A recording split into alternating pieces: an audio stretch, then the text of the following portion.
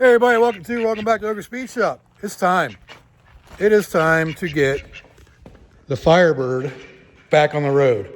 Got shocks coming tomorrow, so it's time to make some shock mounts. So let's get into it.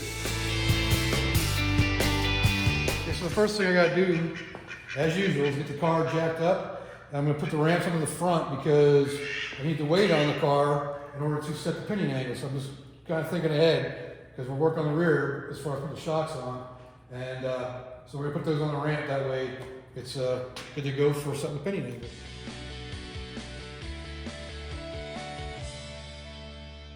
All right, so we got Dick down here making all kinds of noise. So we got the car jacked up and we got the suspension, we got the weight on the suspension, so when it comes time to set the pinion angle, we're good to go. And this is pretty much right where I want my ride height to be. And I'll measure it again just to be sure when I get the shocks. So I'm going for, so 26-inch tall tires. So I want it to be, you know, like 1 inch tucked up in here, maybe a little bit less, and then like 13 inches down from that, or 12 inches down from that. And as you see, I've already got one of my fake shocks off already. And yep, so it's pretty much set where I want it to be for my ride height in the back.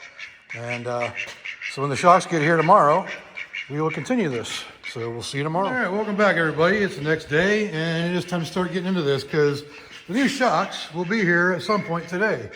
And also, it's gonna be 87 degrees today. So that means the shop's gonna be about 100 degrees, especially with the sun out. So I'm in shorts for the first time this season, which is pretty cool. So first thing we gotta do is get the tank out. So let's get into it. All right, first thing I gotta do is get these old shocks, or the fake shocks off of here. And Dick is being really loud, so I probably won't be talking too much, just be listening to him. And I'll probably delete it out at some point, but.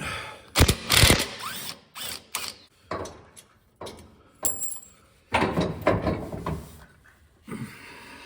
right, now I gotta get up in here and get this fuel filter off. I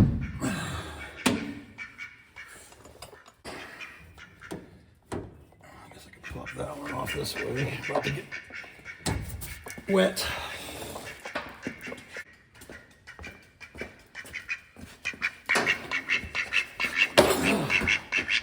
Get out of the way.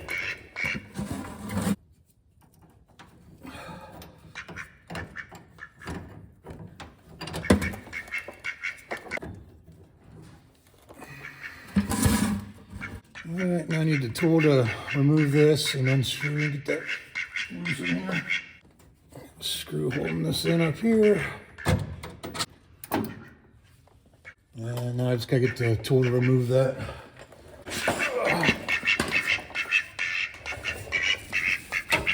Yeah.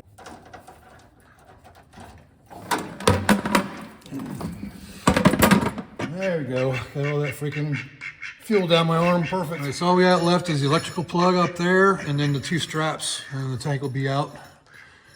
So, oh, and the ground wire. I see a ground wire up there too. So let's get those out.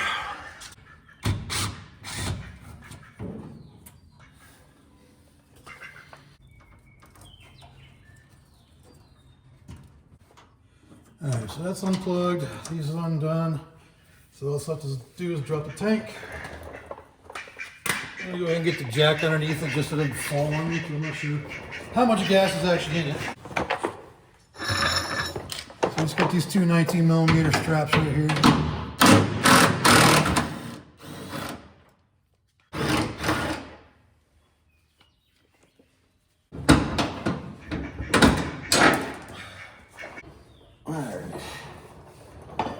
Straps are out of the way now.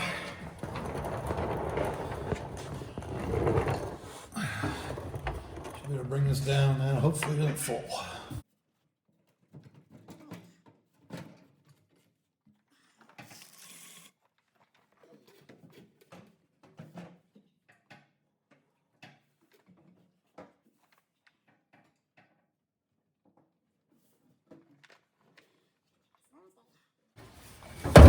It's gonna fall anyways. It's got a lot of gas in it. I didn't realize it had that much in it.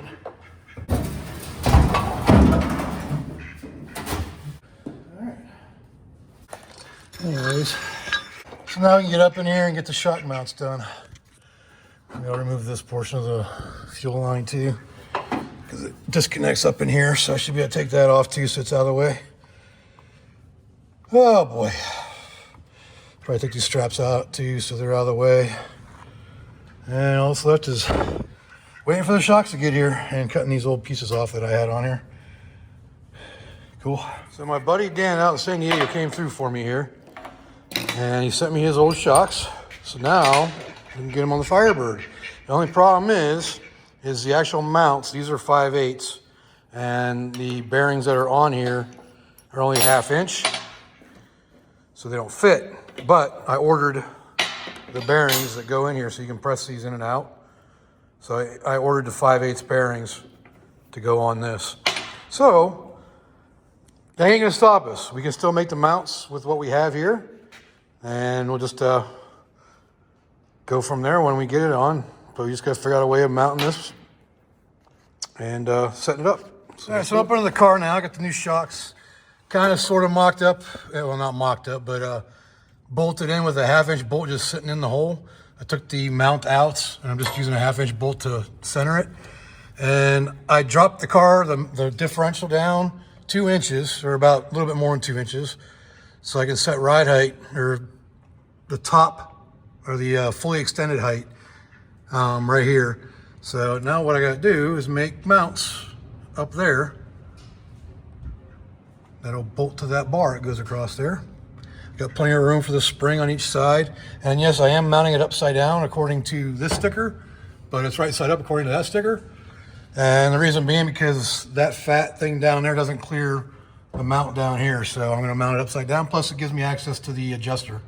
So this is the way it's gonna be on here. All right, so I cut out 4 different plates here for the upper shock mounts. I'm gonna weld them together so I can cut them and shape them all at once. Just a little quicker, easier way of doing it. That way they're all the same. And so we're gonna do that here in a minute. All right, so I got those pieces welded together. Just a couple spot welds on it to hold it together. So, you know, making my layered Damascus here.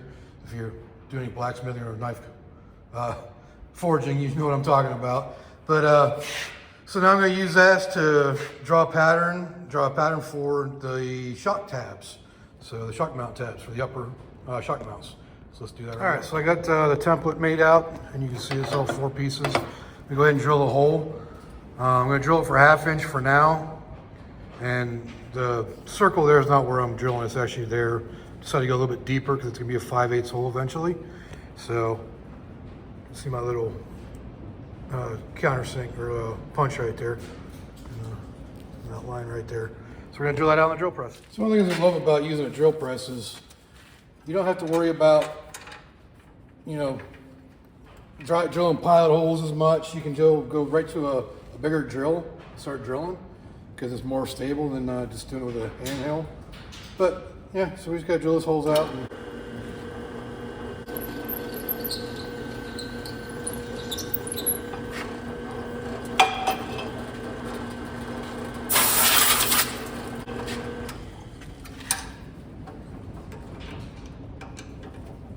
We're gonna jump right up to 1/2 inch now. Got a brand new drill bit, never been used.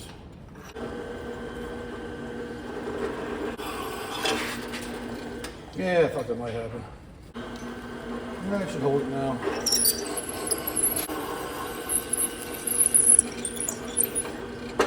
A perfect 1/2 inch hole. Perfect 1/2 inch hole. All right, so we got the hole drilled now. The next thing I'm gonna do is take a flat disc, and I'm gonna create this shape so it has this little round to it. So let's get to that. So to save me a little bit of grinding, I'm gonna go ahead and cut part of that with the bandsaw, just because I want to use it.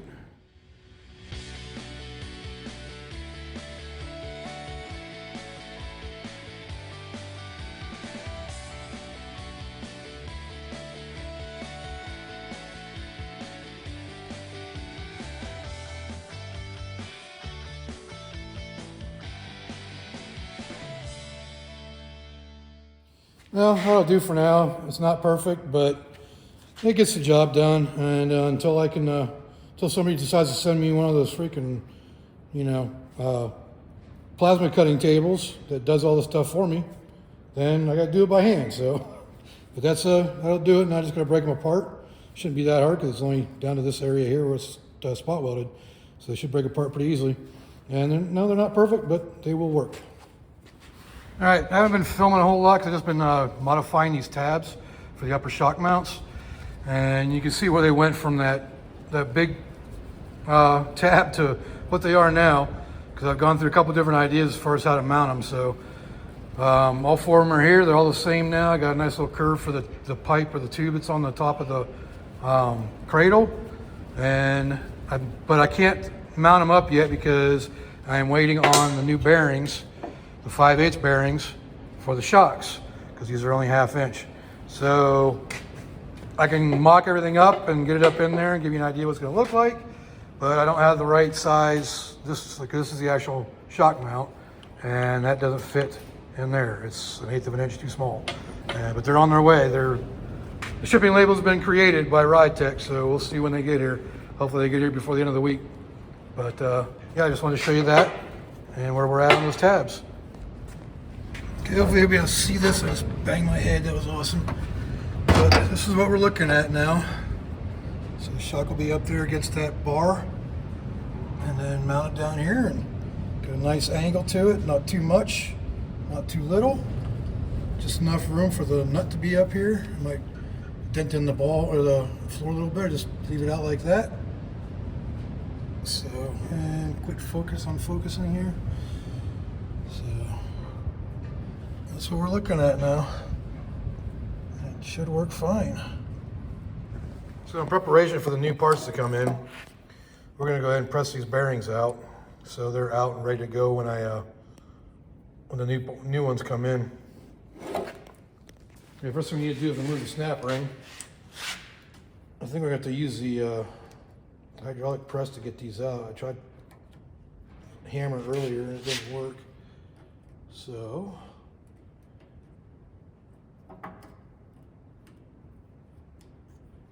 snap ring out, that's one. Go ahead and pull them both out. That way I can press out from one side. Kind of bury those things down in there. One side of it's stuck.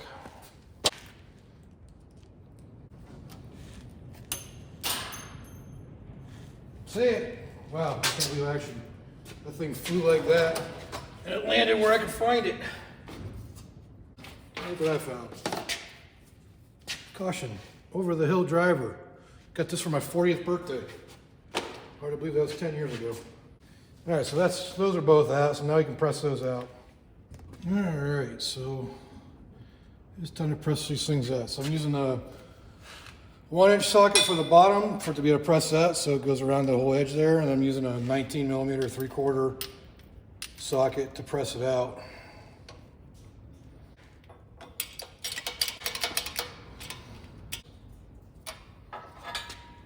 Let's see if this will press out now. It should press out fairly easy.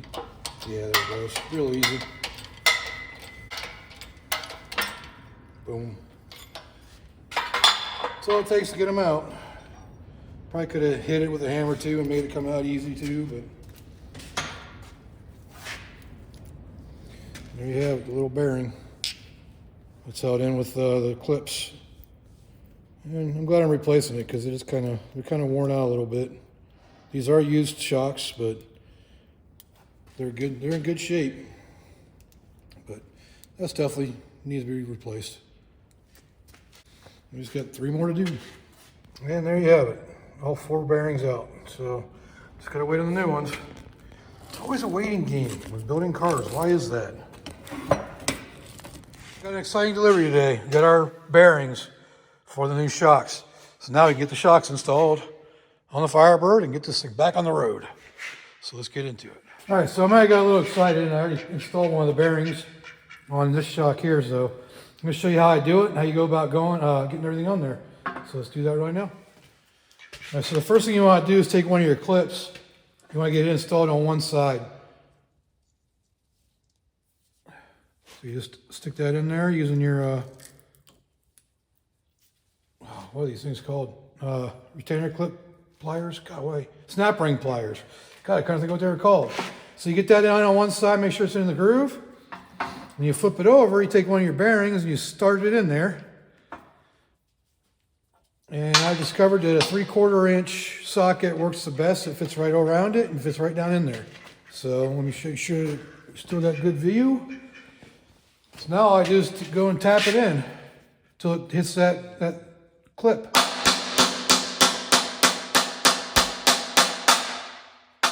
You're gonna hear it, the sound changes when it hits.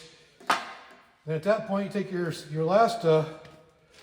next snap ring here, stick it down in there, and make sure it goes into the groove. And it's is it already in the groove? Oh, it's hitting the bearing on this side.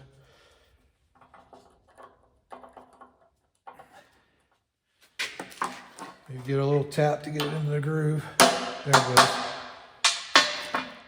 And just like that, the bearing is installed.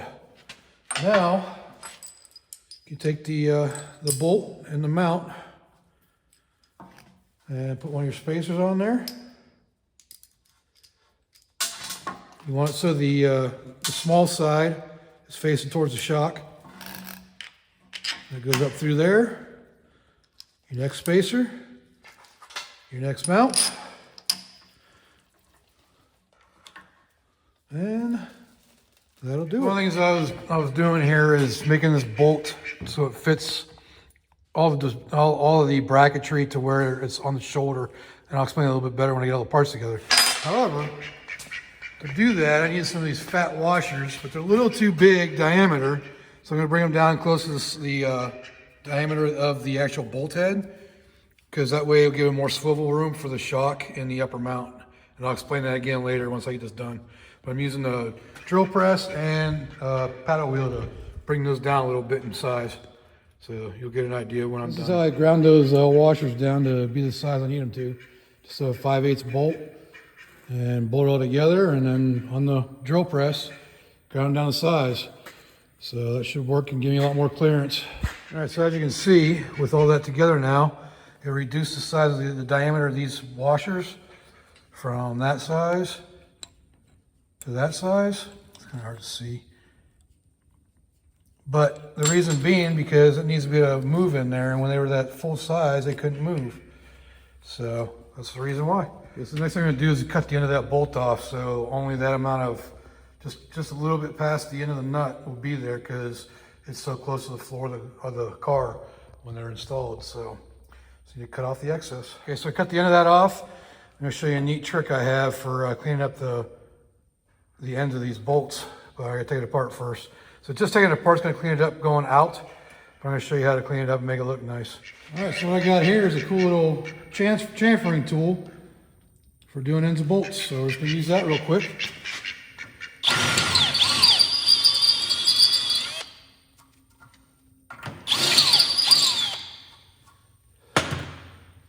That's all it takes to clean up them threads a little bit. Get it showing. And I'll hit it with the wire wheel too, just to clean up the little bit of burr on the end of it, and it's not focusing. Just put this nice little chamfer on there so it looks good. And once you get that bolt cleaned up, you have a bolt that looks like it was made that way. And you have a full shoulder on your actual mount here. And I'll show you, like I said, I'll show you that a little bit as far as what I'm talking about, where you want the shoulder of the bolt. Yeah, it's really close.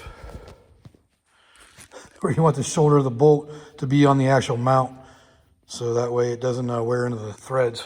And I'll describe that or show that a little bit better a little bit later. All right, so I got the bolt all set up for the upper mount, and the brackets for the mount are on there too now for the driver's side and for the passenger side. So now you gotta stick them in there and mock them up and tack them in place.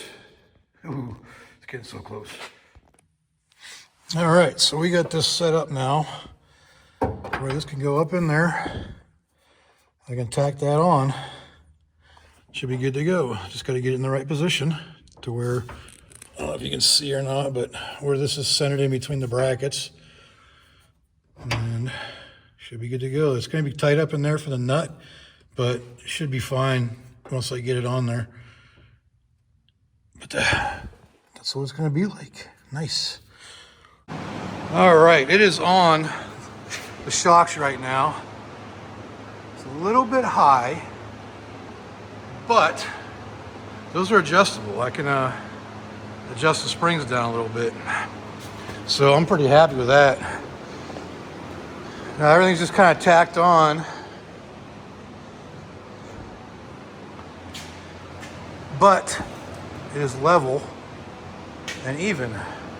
So now I can pull the shocks off, finish welding everything. And that should be it. Yes. It is the next day, and last thing I showed you was the Firebird down on its shocks. So all I have to do today is go in there and finish welding those tabs. So let's get into it and get this thing back on the road. So notice how I cut this bolt off. It was a 4-inch bolt originally. What you want is you want your shoulder to be in the hole, so that way there's no movement. You get it out to the threads, and you see the amount of movement there is there? You don't want that in your suspension. So you want full attachment to the shoulder there. Trying to get the focus a little bit. It's a little upside down and whatnot. But that's what I was talking about as far as setting up your suspension with the proper bolts and proper hardware. Because you don't want that little, even that little bit's gonna wear those threads down and it eventually affect your suspension. So you want that shoulder to be on there to where it's nice and solid. All right, there you have it. Rear shocks are installed. Now you need to drop her down. Actually, you need to put the tank back in, get everything buttoned back up, and hopefully go for a test drive. Oh, yeah. So I did find a small issue. It just has to do with the exhaust.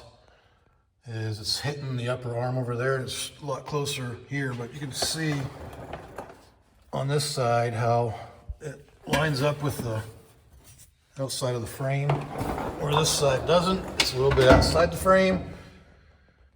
So I gotta adjust the exhaust a little bit on it. But other than that, it's good to go. Yeah.